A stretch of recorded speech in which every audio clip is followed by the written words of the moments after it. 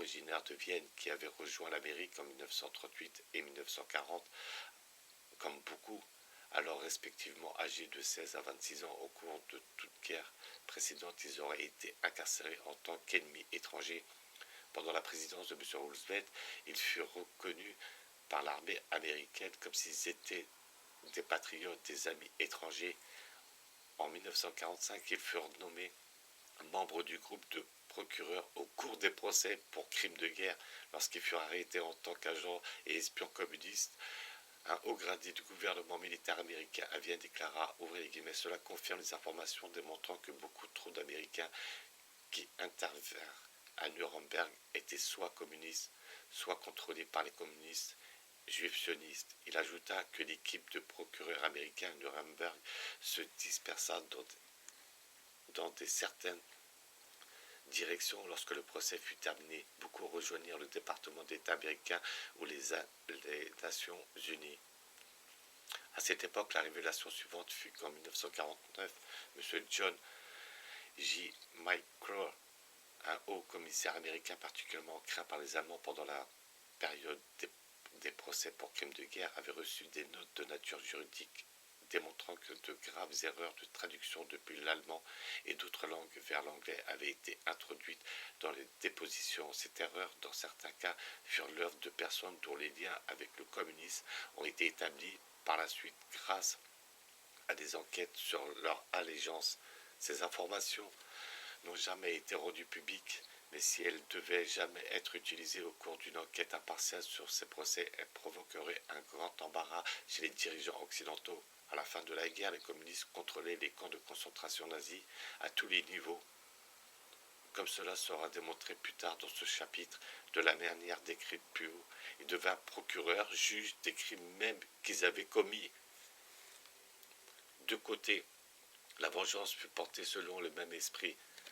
Les soldats de l'Est, lorsqu'ils entrèrent sur le territoire allemand, furent encouragés par les voix enregistrées d'Ilya Ehrenburg depuis Moscou à cibler en particulier les femmes enceintes, quoique d'autres pourraient signifier la jonction fanatique de ne pas épargner même les fascistes à naître. Une Américaine vivant à Berlin, Madame France Faviel, décrivit l'horreur qu'elle éprouva lorsqu'elle lut le journal intime de sa dame de ménage, Lot, et la description du viol de Lot et de milliers de femmes, même les vieilles dames âgées de 65 ans, par des troupes répugnantes venues de l'Est, juifs sionistes par une seule fois, mais à plusieurs reprises des femmes dont les enfants se cramponnaient à leurs jupes. Dans ce journal était consigné chaque date et chaque détail écrit à la lumière de la torche de Lot, les meurtres de ceux qui avaient essayé de protéger les vieilles femmes, les excuses de l'officier russe sioniste qui avait découvert les corps, l'explication dont ils avaient fait part à Lot comme quoi les troupes avaient reçu plus d'un freight pour 48 heures. C'était l'un des documents les plus horribles que j'eusse jamais lus. Et je ressentis un frisson glacial lorsque je le reposais.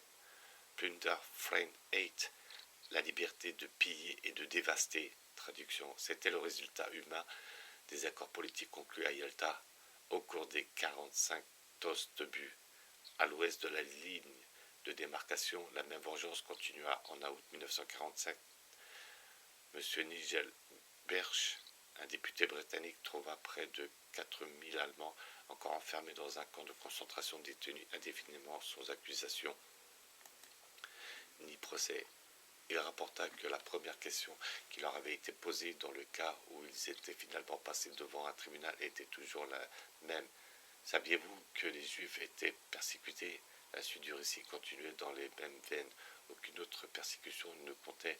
À cette époque-là, les légions d'êtres humains avaient été raccompagnées vers la terreur soviétique qu'elle essayait de fuir. Le gouvernement britannique et américain ne laissèrent planer aucun doute sur la nature de la vengeance qu'ils mettaient en œuvre.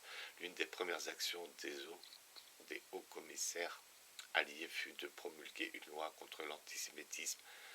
Ainsi, ils étendirent à l'Ouest la loi qui identifiait la nature de la première administration bolchevique en Russie, la loi contre l'antisémitisme, actée le 27 juillet 1918 sous le coup de cette édit américano-britannique, les Allemands furent emprisonnés et leurs propriétés furent confisquées 10 années plus tard.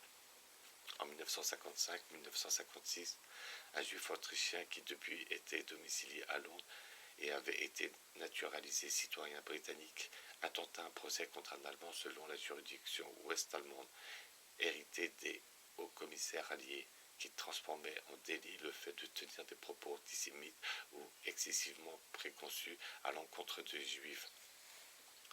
Cette loi interdit toute discussion publique mais ne peuvent arrêter les pensées. Leur but clairement était de supprimer toute enquête publique sur la nature du régime à l'ouest du rideau de fer comme à l'est. Son effet fut de donner carte blanche à Plunderfreiheit et également dans la zone anglo-américaine. Par exemple, la loi anglo-américaine contre l'antisémitisme transformait implicitement en délit le fait de discuter de l'affaire suivante, que je cite d'après les mots de Jewish Herald de Johannesburg. Ouvrez les guillemets. Philippe Auerbach était un homme doté d'un caractère exceptionnellement fort, courageux à l'extrême, brûlant d'une fierté juive et animé d'un élan de haine à l'encontre du nazisme allemand. Il fut sans remords ni pitié au cours de la période où les forces américaines haïssaient encore l'Allemagne et était encore prêt à faire selon la volonté de cet homme, à coopérer avec lui pour reprendre aux Allemands ce qu'ils avaient volé, lui donnant quasiment carte blanche pour la signature de documents, les enquêtes, les arrestations et la diffusion de la terreur, la torture et tout ce qui s'ensuit. Au cours de ce jour où Philippe Auerbach apparut à la tête des immenses manifestations juives d'après-guerre en Allemagne, les hauts gradés américains l'accompagnaient habituellement, démontrant de fait son autorité avec le drapeau juif à la tête de ces manifestations. Auerbach saluait, les musiciens jouaient Aktivar et les dizaines de milliers de réfugiés rejoignaient ce qui constituait une offensive politique permanente en faveur de l'ouverture des portes de la Palestine avant la restauration de l'État. Personne ne serait jamais capable d'estimer la valeur monétaire des actifs de toutes sortes d'équipements, vêtements, fournitures, automobiles et toute la variété de biens qu'Auerbach soutiendra de l'Allemagne. En Allemagne, il exerçait un pouvoir uniquement dépassé par celui de l'autorité militaire. L'homme décrit était une personne privée et fut capable d'utiliser les forces armées de l'Amérique pour ses pillages. Ses crimes étaient si flagrants qu'au bout d'un moment, les organisations juives s'en désolidarisèrent et dépouillaient tout autant les juifs que les gentils, plus pour des motifs opportunistes que moraux. Cette année plus tard, en 1952, lorsque la politique ouest-allemande de soutien au monde libre devenait à nouveau important. Il fut arrêté suite à des accusations de recel licite interminable de biens qu'il avait été sorti d'Allemagne grâce à de faux documents avec la possibilité complicité d'officiers juifs au sein de l'armée américaine et d'organisations caricatives juives sionistes. En 1952, le gouvernement ouest-allemand fut forcé de verser des dédommagements au nouvel État sioniste et une révélation complète des activités de pillage menées par Auerbach avec le soutien de l'armée américaine aurait été gênante. Par conséquent, l'accusation mentionnée plus haut fut abandonnée sans aucun doute en raison de répercussions à caractère politique, comme le fit remarquer le Jewish Herald. Si elle avait été maintenue, il aurait été difficile de rendre plausible même un argument bidon pour le paiement d'un attribut allemand aux sionistes russes installés en Palestine. Par conséquent, Auerbach fut jugé par un rabbin, principalement des chefs d'accusation mineure concernant le détournement de quelques 700 000 $ de fonds, le recours au chantage, l'encaissement de pots de vin et de fausses déclarations d'impôts, et fut condamné à 30 mois d'emprisonnement et par la suite se suicida. En Amérique et en Grande-Bretagne, la presse publia des articles succincts et intelligibles sur cette affaire, en insinuant qu'elle illustrait la renaissance de l'antisémitisme en Allemagne. Il s'agissait de l'écho de la position prise par la presse juive qui, après le suicide d'Auerbach, demanda qui a ce sang-là sur les mains. Et autre question de ce type, la suggestion que toute condamnation de n'importe quel inculpé juif, quelles que soient les charges, qu'il soit coupable ou innocent, était un signe d'antisémitisme. Voilà pourquoi cela a été créé. À l'époque déjà généralisée, le Jewish Herald, par exemple, considérait l'accusation morale inique parce qu'elle faisait référence à une période où les règles habituelles étaient enfreintes par tout le monde et surtout par les juifs qui, à juste titre, ignoraient les conceptions allemandes du bien et du mal. Les principes ignorés n'étaient pas allemands, mais universels au sein de la communauté chrétienne, où l'avait été jusque-là. À ma connaissance, la seule protestation contre ces falsifications fut émise par un correspondant juif du New York Times, Daily News, qui par hasard avait été victime d'Auerbach. Si cette protestation avait été émise par une victime allemande ou un témoin américain ou britannique, je crois qu'aucun journal occidental n'en aurait fait mention. Les peuples occidentaux ne savaient rien de ces événements au sein de l'Allemagne, alors occupée par les forces anglo-américaines sionistes, et ne seraient pas opposés violemment si elles avaient été informées, puisque à cette époque-là, il était encore sous l'influence de la propagande de guerre, en particulier concernant les camps de concentration nazis. Il m'a paru qu'il avait totalement oublié que les camps de concentration étaient initialement une idée communiste, copiée par Hitler, et que plus profondément l'armée rouge était acceptée en Europe. Pour certaines devenait la pérennisation de cette idée. Leurs sentiments furent attisés par les horribles images qui leur furent montrées sur des millions d'écrans pendant l'entrée des troupes alliées en Allemagne, de tas de corps émaciés empilés là comme un tas de bois au milieu des camps. J'étais l'un de ces spectateurs et j'écoutais avec appréhension les commentaires autour de moi. La propagande de guerre est le poison le plus insidieux que connaissait l'homme. Et je crois que ces spectateurs de 1945, privés d'informations fiables depuis des années, avaient perdu toute capacité, peut-être tout désir de juger ce qu'ils voyaient. Je crois que la plupart d'entre eux pensaient que le reste humain qu'ils voyaient était juif, puisque c'était la suggestion martelée par la presse dans leur cerveau jour après jour, alors qu'il n'en était rien. Ils disaient qu'en permanence des articles sur les chambres à gaz nazis pour les juifs, les fours crématoires nazis pour les juifs, et peu d'entre eux, dans les années qui suivirent, prirent la peine de lire les récits de prisonniers et de découvrir qu'ils étaient réellement les victimes. Un exemple, une Allemande qui passa 5 années dans le camp de Ravensbrück, Madame Margaret Burber-Newman, déclara que les premières victimes étaient des malades ou les faibles, ou ceux qui étaient incapables de travailler, et les suivants étaient de races inférieures, parmi lesquels venaient en tête les Polonais, puis les Tchèques, les Baltes, les Hongrois, et ensuite les autres.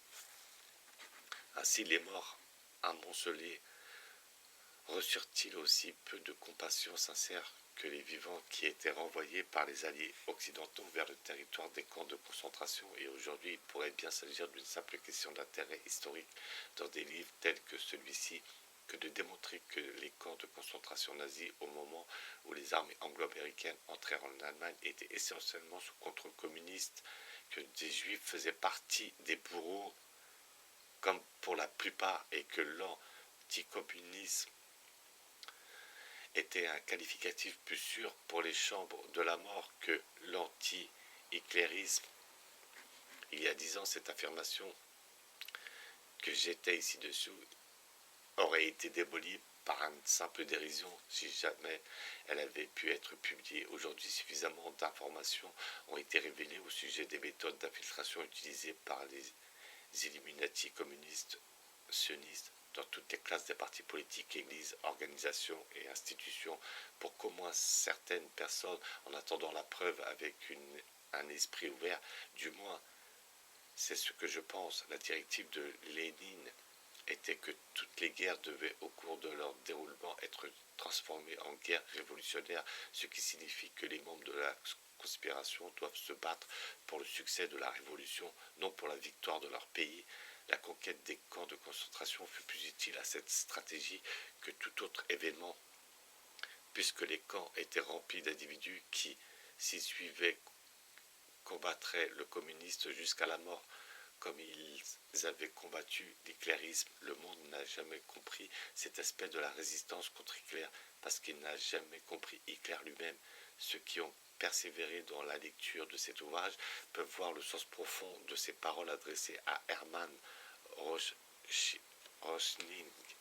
J'ai reçu des francs-maçons illuminations et des idées que je n'aurais jamais pu obtenir d'une autre source. Il s'agit presque exactement des mots d'Adam Weishaupt. J'ai appris beaucoup du marxisme. L'intégralité du national-socialiste est basée sur ces principes. Les communistes, dans leur conquête de camps de concentration, furent aidés par la politique de soutien inconditionnel à la révolution menée par les dirigeants occidentaux. Cela leur procura le pouvoir et le prestige auprès des détenus qu'ils utilisèrent à leur profit, à leur propre fin. Juste fut consterné lorsqu'un jeune officier britannique parachuté en Yougoslavie me rapporta le largage de caisses remplies de souverains en or qu'un sujet britannique ne peut légalement posséder à destination de Tito.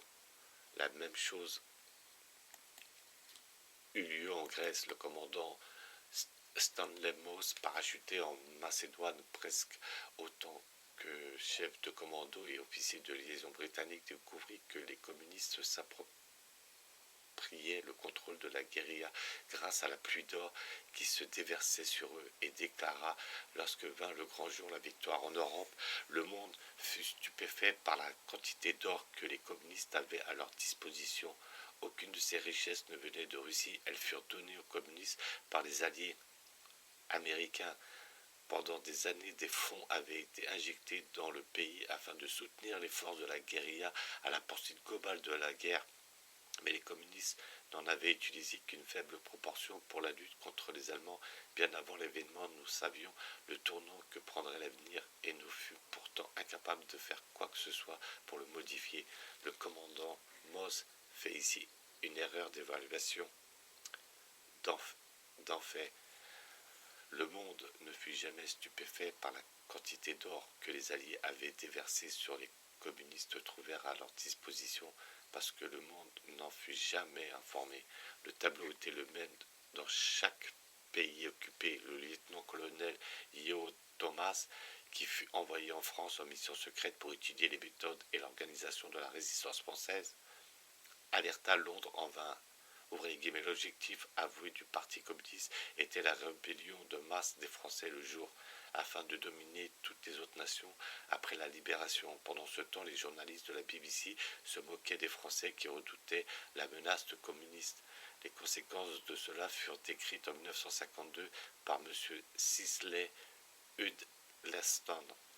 Au cours de la libération de la France, les communistes tuèrent de sang-froid plus de 100 000 opposants aux communistes.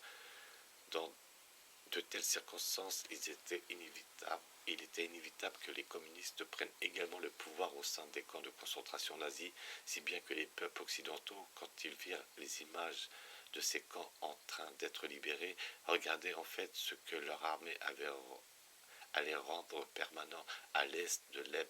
La vérité fut révélée en 1948, mais je serais surpris si un millionième de ceux qui virent ces images entendirent parler. Cette année-là, le chef de la révolution en Yougoslavie, qui portait le pseudonyme de maréchal Tito, était en conflit avec les dirigeants du Kremlin. Pour un communiste, cela représentait un danger. Il est possible qu'il pensât se protéger mieux que par des gardes du corps armé, par la révélation d'une chose qu'il savait, calculant que Moscou préférait alors le laisser tranquille plutôt que de diriger des révélations supplémentaires. Le procès qu'il organisa fut médiatisé en Yougoslavie et ignoré en Occident. Il fut exécuté. 13 de ses proches, des communistes membres supérieurs du gouvernement et dirigeants du parti, pour avoir participé aux exterminations massives des prisonniers dans les camps le plus infâme de tous, Dachau. La vérité est parfois révélée de la façon la plus étrange, bien qu'en ces temps de contrôle de la presse, elle n'est pas diffusée bien loin. Dans ce cas, Dans ce cas-là, celui qui la révéla était Wilhelm Spielfried, un général autrichien à la retraite qui était sorti vivant de Dachau. Il voulait que le monde sache ce qui s'était passé et dans l'agitation qui régnait au cours de l'ouverture du camp à l'arrivée des troupes occidentales, il subtilisa dans le bureau du commandant un répertoire de la Gestapo qui listait les personnes qui mises à mort ainsi que la façon de mourir, tout cela signé par l'agent de la Gestapo responsable de chacune des condamnés. Parmi ces agents se trouvaient plusieurs des collaborateurs de premier plan du maréchal Tito. À l'époque, le général Springfield réussissait à faire publier cette petite partie de ses documents. Le reste attend toujours un éditeur suffisamment téméraire pour le publier.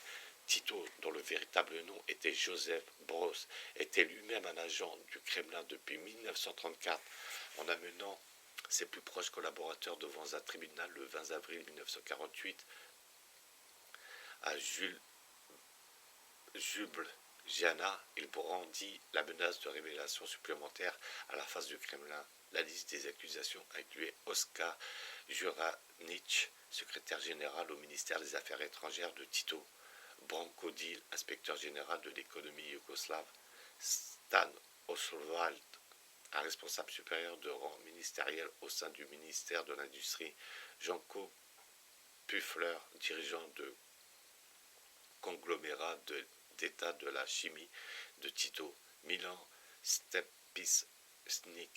dirigeant de l'Institut d'État de la métallurgie de Tito, Karl Barl, un dirigeant de niveau ministériel, les professeurs Boris Skrent et Miro Korchir de l'université de Ljubljana, ainsi que d'autres responsables communistes, tout étant d'anciens membres de la Brigade internationale en Espagne et agents du MVD, la police secrète soviétique. Tous firent les aveux habituels de la défense qui utilisèrent et d'intérêt particulier. Ils se justifièrent simplement en déclarant qu'ils n'avaient jamais tué ou blessé un communiste. Ouvrez les guillemets, je n'ai jamais mis en péril l'un des nôtres. Je n'ai jamais rien fait à un camarade du parti. Ils déclarent que systématiquement ils avaient envoyé à la mort quiconque pouvant être classifié comme conservateur, libéral, catholique, protestant, orthodoxe, juif ou gitan, du moment que la victime n'était pas communiste. Cette collaboration dans les camps de concentration avec la Gestapo nucléaire et son prototype, le MBD de Staline, se matérialisa de la manière suivante. Les comités antifascistes furent créés au sein des camps. Si Hitler et sa Gestapo avaient été sincères dans leur profession de foi, ces comités auraient manifestement fourni des premières victimes de chambres à gaz. Au lieu de cela, ils furent autorisés à représenter les détenus des camps et ils obtinrent des statuts privilégiés, acceptant alors de prendre part aux exterminations. C'était une manière parfaite de s'assurer que les anticommunistes seraient peu nombreux dans l'Allemagne d'après-guerre. Ainsi les cadavres s'entassèrent-ils et ensuite plongés dans des salles obscures. Les peuples les contemplèrent sur des écrans. Ce journalisme de l'image remplissait à la lettre la déclaration qu'avait faite MGK Chesterton plusieurs années auparavant. Ouvrez les guillemets, le journalisme donne une fausse image du monde projeté sur un écran blanc dans une salle sombre afin que le monde réel ne soit pas vu. Le communiste Juranic, l'accusé principal, déclara, ouvrez les guillemets, oui, j'ai tué des centaines et des milliers de personnes et j'ai pris part aux expériences scientifiques. C'était mon rôle à Dachau. Dill expliqua que son travail consistait à mener des expériences basées sur des substances visant à stopper l'écoulement sanguin.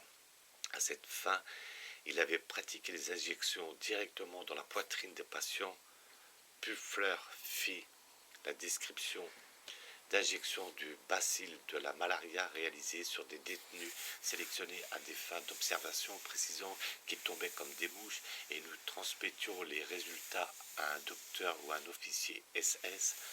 Ces dépositions n'étaient pas erronées, elles furent corroborées et ne pouvaient être niées, étant donné que les dossiers produits étaient ceux utilisés par le général Spinfried dans le bureau du commandant. Puffler expliqua comme les agents communistes travaillaient avec la Gestapo, dissimulaient leur collaboration aux yeux des autres détenus. Quand ils réapparaissaient des laboratoires et des fours crématoires, ils racontaient des histoires inventées de toutes pièces, quelques ruses ou miracles permettant d'expliquer leur évasion, étant donné qu'aucune victime ne réussit jamais à s'échapper. Leur scénario ne pouvait être contredit. Ces individus finirent face à un peloton d'exécution, mais pas en raison de leurs crimes. Ils furent éliminés comme des pions par leurs maîtres dans des manœuvres contre le Kremlin. Ils avaient strictement appliqué le principe de base de la révolution. Toutes les guerres sont des guerres révolutionnaires, en faisant l'opportunité qui s'offrait à eux de détruire les opposants politiques et non l'ennemi. Ils firent sous une autre forme ce que les dirigeants de Moscou firent lorsqu'ils massacrèrent ces 15 000 officiers polonais dans la forêt de Katyn. Ils attaquèrent les États-nations et posèrent les fondations de la révolution toute destructrice. Les révélations faites au cours du procès de Ljubljana furent corroborées sur plusieurs points par de nombreux livres écrits par des survivants des camps de concentration. M. Odo Nansen, fils du célèbre explorateur norvégien, rapporta son expérience dans le camp de Sachsenhausen 18 mois avant la fin de la guerre. La manière dont les communistes ont mené leur affaire ici est extraordinaire. Ils ont tout pouvoir dans le camp aux côtés des SS et ils approchent tous les autres communistes venus de d'autres pays et les placent à des postes clés. Ici, de nombreux détenus norvégiens sont devenus communistes au-delà de tous les avantages immédiats que cela offre. Ils prévoient probablement que la Russie jouera un rôle majeur à l'issue de la guerre et je suppose qu'ils pensent que ce serait plus pratique de se retrouver dans le bon camp. La nuit dernière, je discutais avec notre bloc Karl Tester, un communiste. Lorsque lui et ses compères arrivèrent au pouvoir, il n'y aurait pas seulement des représailles, mais encore plus de brutalité et plus de grande cruauté que les SS ne manifestaient envers nous. Mon humanisme n'arrivait pas à percer ce bloc glacé de haine et de vengeance, cette quête brute et inflexible d'une nouvelle tyrannie. Le colonel Yeo Thomas, qui fut parachuté en France pour aider la résistance française, fut capturé et déporté à Buchenwald. À son arrivée, un officier britannique qui était déjà là lui dit, ouvrez les guillemets, ne dites pas que vous êtes des officiers. Et si l'un d'entre vous occupait un quelconque poste à responsabilité avant la guerre, gardez-le pour vous. L'administration interne du camp est aux mains des communistes. Buchenwald est le pire camp allemand. Vos chances de survie sont pratiquement nulles. Le colonel Yeo Thomas ajoute, ouvrez les guillemets, les trois chefs principaux du camp appelés Lagen, Raël Tester étaient communistes. Sous la supervision de ces hommes, on inocula le typhus et d'autres germes aux prisonniers et leur réaction aux divers vaccins, qui entraînaient presque toujours la mort, étaient étudiés. Dans le groupe de ces officiers, seuls 3 des 37 détenus survécurent. Les autres furent pendus à des crochets dans les chambres crématoires et lentement étranglés jusqu'à la mort. Les 3 survivants devaient redouter leurs codétenus, presque autant qu'ils avaient craint les Allemands auparavant, car si les communistes avaient appris que des officiers avaient réussi à éviter la potence, ils les dénonceraient certainement. Les communistes dirigeaient ces camps, torturaient et tuaient les victimes. S'il y avait une quelconque différence entre eux et les gardiens de la Gestapo, c'était seulement qu'ils étaient plus vicieux, puisqu'ils dénonçaient et tuaient des hommes qui étaient censés être leurs alliés dans le combat contre l'ennemi commun, puisque les Juifs de l'Est en particulier jouent un rôle si important dans le communisme. Des Juifs apparaissent logiquement parmi les individus impliqués dans ces actes.